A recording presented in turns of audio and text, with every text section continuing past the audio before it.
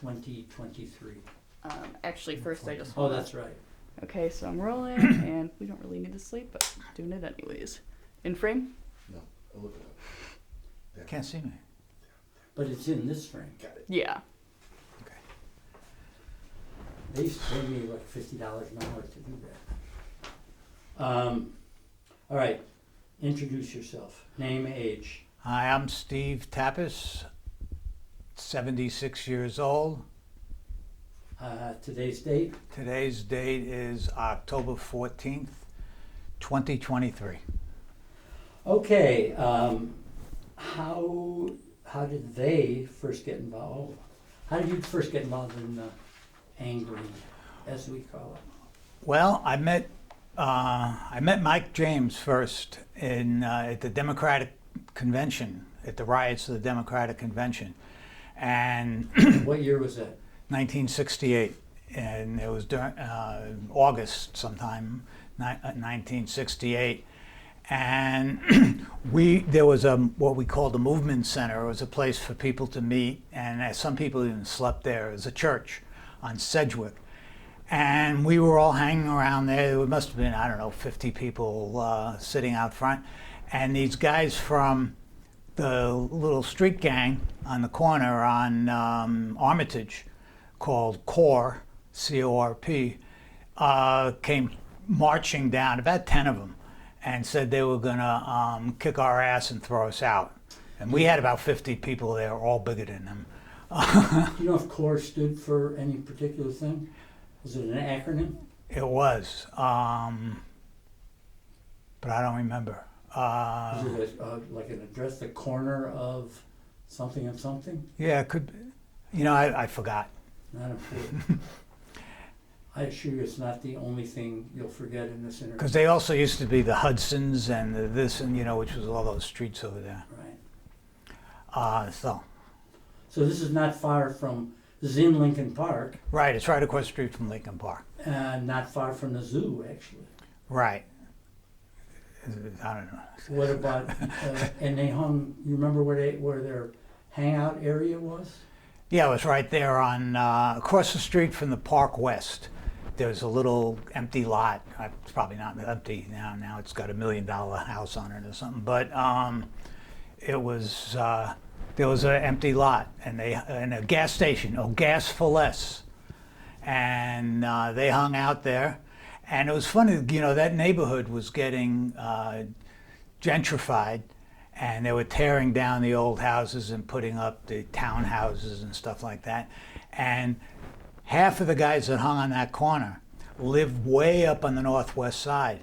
And they used to take a bus down on Friday nights to hang out on the corner over there. But they had been gentrified out of the neighborhood. Right.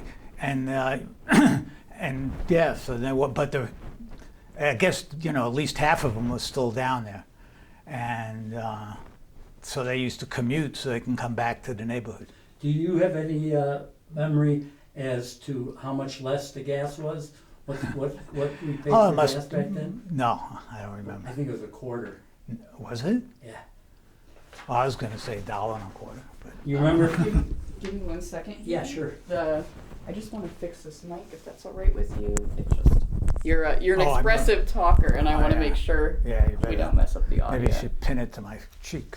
No, it's good. Inside. Movement's good. Just wanted to make sure we have good audio. Oh. Continue. Do you remember any of the members of CORE by name? Dirty Dave. Dirty Dave. That's the only one I can remember right now. Casanova, Casanova. a.k.a. Radio Man. Was he? I don't know. Okay, What do you so you remember remember- about Casanova? Nothing. His This sister- is like 50 years ago, I right? know. Well, his sister Dolly got involved. Oh. Dolly, you remember his name was Buddy Reagan. But actually, maybe his nickname of his nickname. I don't know what his given name was, but we knew him as Buddy or Casanova. Uh-huh. And anything particular about Dirty Dave that you remember? He wasn't that dirty. I don't know why they called him that, but I think they had I think at some party he fell into the Alright. mud or So something. what was Core's relationship to Rising Up Angry, either the So newspaper all or the? right, so what happened is, a year later than this, we came out with a little over, about a year later, we came out with the Rising Up Angry newspaper. And so that was one of the first places we went to hand out papers. We took a lot of pictures of them in the first few issues because those are the guys we knew better. But then we started, covering the whole city. Kind of, from Michael's point of view, it was reasonably systematic. Covering all the high schools at lunchtime, all the corners, and then mostly north side, but we had a group, couple of corners we went to on the south side. Got ones with on like 87th Street, 89th Street, whatever it was. Southwest. Southwest side, just west of Ashland, because Ashland was the dividing line between black and white. So they were just west of Ashland. So, Rising Up Angry, we know now historically, back was a premature anti-racist. Not Group. pre. No, but certainly the question of race always came up. I think Right. if history treats us well, we'll be known as an anti-racist group. So how does this relate to these neighborhoods where white and black are in conflict? Well, that's what we talked about with them, and how, and we, they weren't arguments. We were trying to. It was more explanations and stuff like that. And they said they had nothing against the black guys from across Ashland Avenue, but they totally outnumbered the white gang. It was like no match, So, in a sense, that they were, from a just street gang perspective, they were the minority, and they were the ones being picked on when it comes to gang on gang. They had 12 people, and the other guys had 300 or something, So you wouldn't be the one that starts the fight. Right. You used a term that is kind of ambiguous, or maybe I'm just making it that way to make this question. You said we covered the high schools, we covered the parks, we covered that. Now I'm thinking we were talking about the newspaper, and that could go either way. We covered it by taking papers out to all those places. But as I remember, we also covered the news from those neighborhoods. Could you say something about that? Okay, we had And what we called that Right. section? we called it the Stone Grease Grapevine, and so we really wanted the greaser white kids to identify with us, that we were for them, because nobody else. And this is what they always said: nobody cares about us. You got organizations, for the advancement of colored people, but you don't have any organizations for the advancement of white working class greasers. I want to stop you for a second. Let's define greaser, because Well, it had to do with the hair, and Right. it was a throwback, really, if you think of what, because this was 1969, 1970. you want to See, say it again, because maybe I was talking over you. So why greasers? Greasers, because that was their style, and the style was the style of the 50s and early 60s, when everybody had slick back hair, and it was greased. So all the look at an old picture of Conway Twitty, or Elvis, or Frankie Avalon, and they all had greased back hair, and that's what I was in high school, and pour the greased Brill cream on there and all that. Well, I think it's also notable that there's this famous play and movie called Grease. It was originally written in Chicago for a high school on the northwest side where the core greasers had moved. And the grease in Grease is the word is the hair grease Right. from the 50s. And so, but and as time went on, I think we ended up 2 or 3 years later calling it the People's Grapevine, because by that time we had a health clinic, and we had a legal services program. The newspaper broadened its its reporting, and even covered, some factory issues and unions and stuff like that, and a lot about, and in the paper, shouldn't leave it out, but there are always articles about the war in Vietnam. There are always articles about black people. There are always articles about the war in Vietnam, and and then usually at least something about the Panthers. Role of women. The women, we always had. It took. I think we didn't. Well, I don't want to go there yet. We're talking about the type of articles that we had in, and I would add to those. Right. Role of women, but I need you to say it. And we did have a lot of articles about women and feminism, and in the beginning it was more of a fighting male chauvinism kind of thing. It's a little bit still aimed at the males, saying you should be nicer to the women and be open to what they're saying. But after that, it really became women's issues. Do you remember the cover of the first issue? The first issue was a guy on a motorcycle, kind of a greaser guy on a motorcycle with a very attractive blonde sitting behind him on the motorcycle, and she had a shotgun in her, kind of holding it up, leaning on her knee, and So she didn't have both arms around this. and there was a couple of after the paper came out, I went to some places, especially other organizations, and the women criticized that we were very male-dominated and sexist.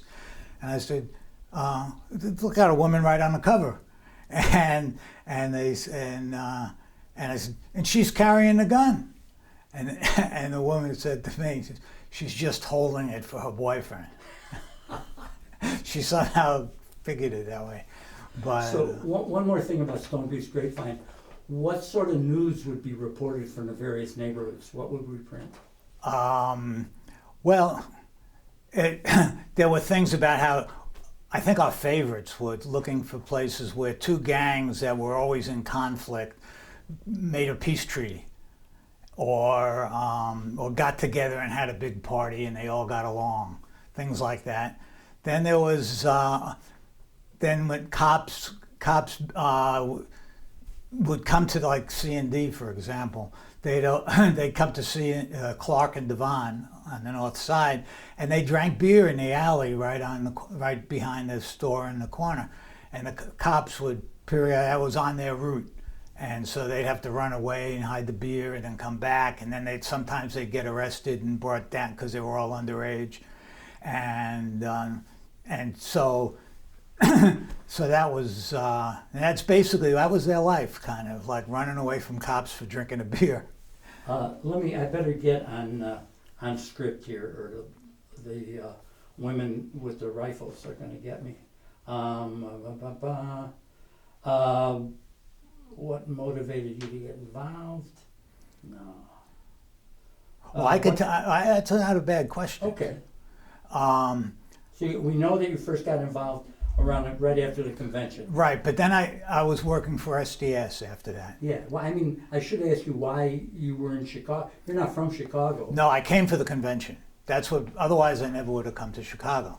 But then, that's when I met a lot of these people. Then I was working in the in the national, and I learned to print on the printing press. And so they asked me the leadership was in New York, and they asked me to move to Chicago, and I did, and I thought it'd be interesting. And so then I'm working in the national office.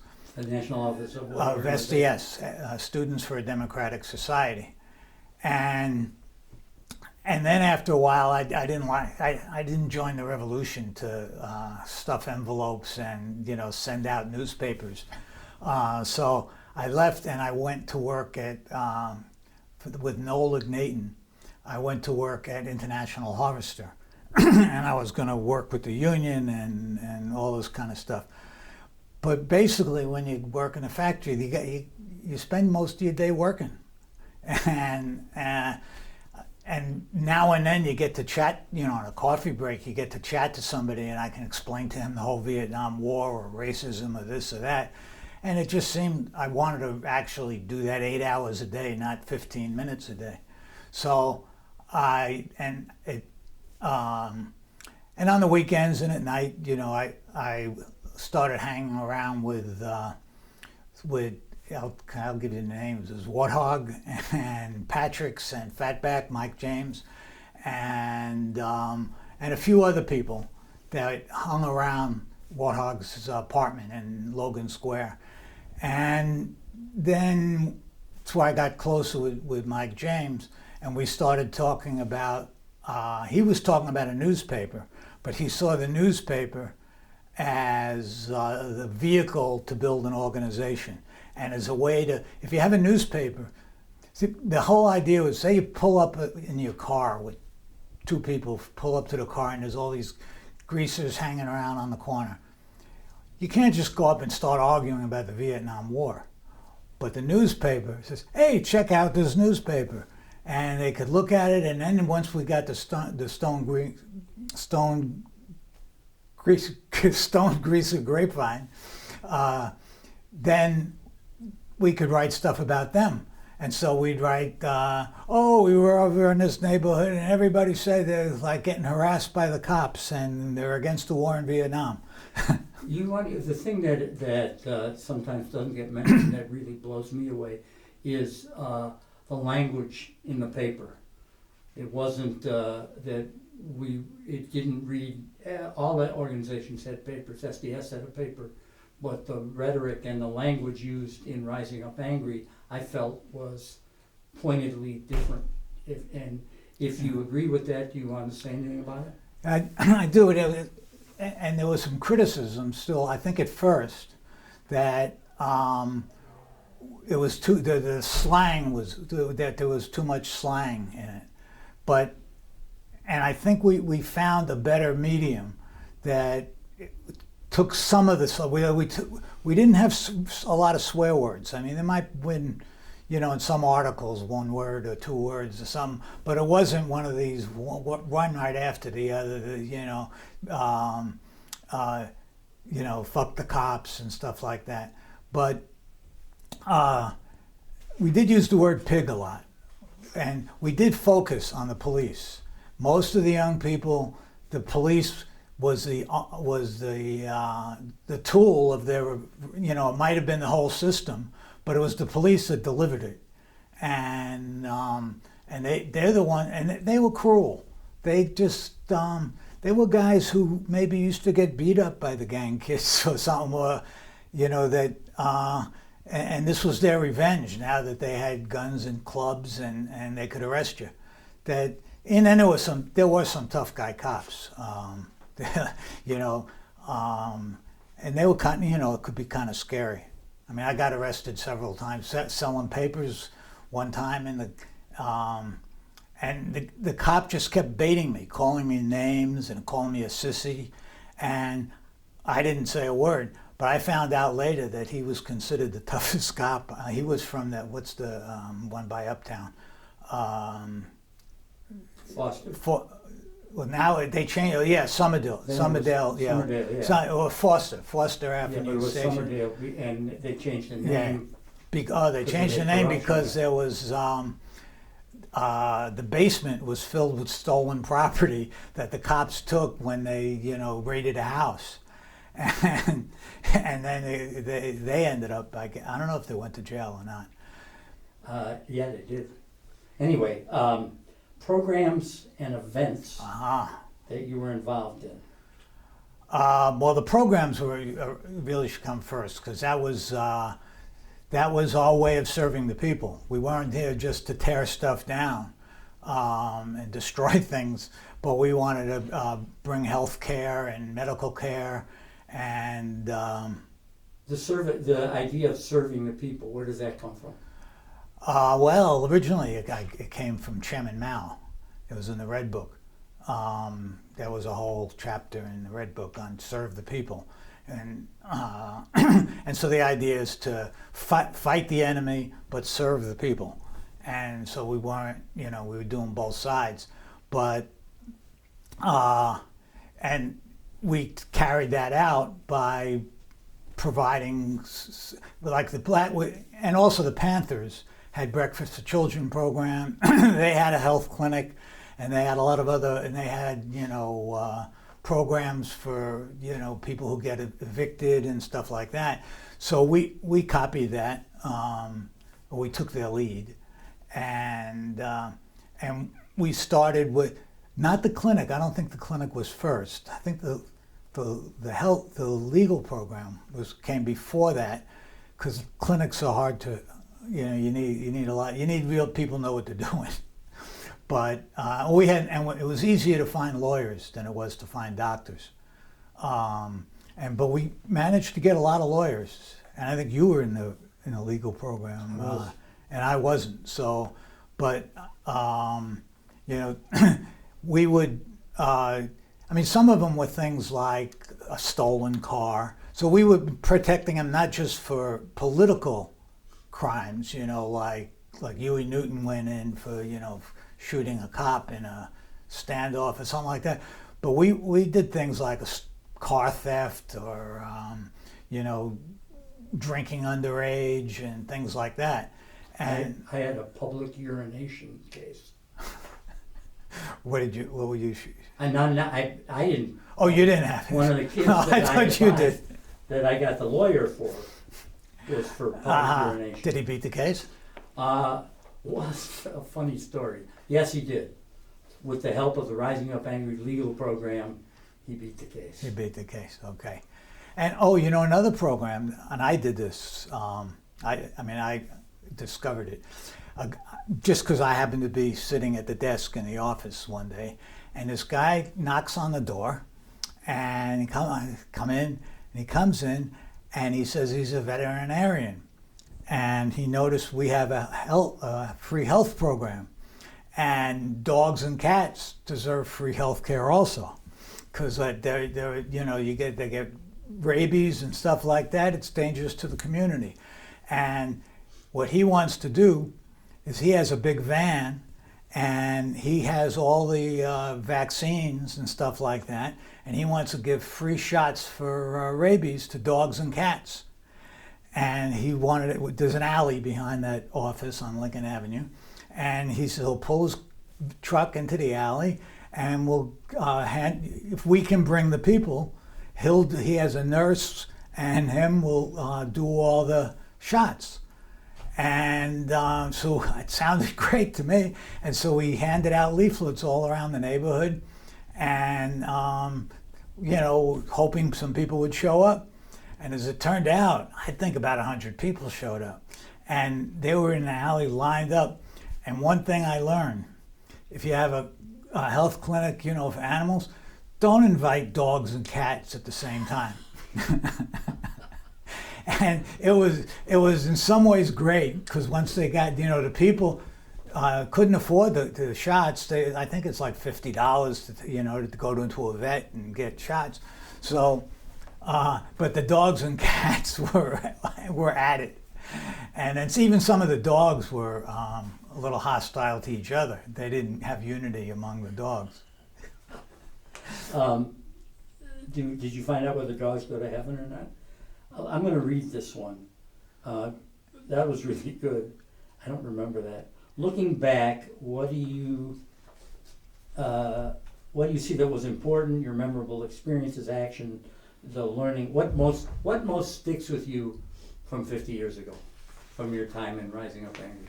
You mean like which event? No, what I think more. I think they mean more moral, ethical knowledge. What did you learn about the people that you didn't know before? Well, I don't know. One thing was that that we did change people. We did, people who were real racists. Let's say 90. We killed 90% of the. Some people we got 90% of their racism gone, and there was that, and. I don't know. How do you think we did on the war?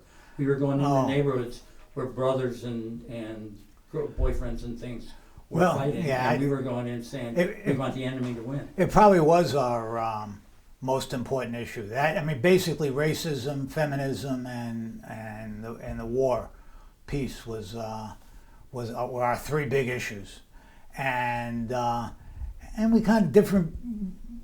You know, we talked to different people about them, but then we got involved with the up at the naval base.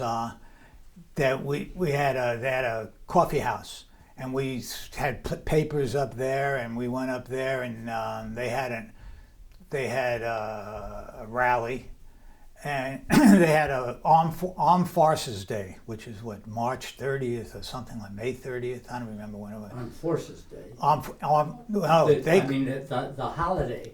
The holiday was Armed Forces Day, and they had an Armed Forces Day rally.